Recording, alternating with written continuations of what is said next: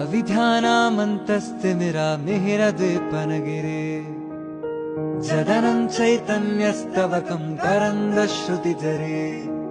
दरिद्रानाचिन्तामणि गुणनिका जन्मजलधौ निमग्नानं दंष्ट्वा मुररिपुवराहस्य भवति आत्मा रामानन्दरमण अच्युत केशव हरिनारायण आत्मा रामानन्दरमण अच्युत केशव हरिनारायण आत्मा रामानन्दरमण अच्युत केशव अविध्यानामन्तस्तिमिरामिहिरद्वीपनगिरे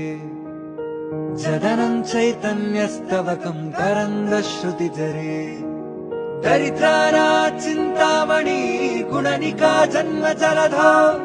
निमग्नानं दंष्ट्वा मुररिपुवराहस्य भवति।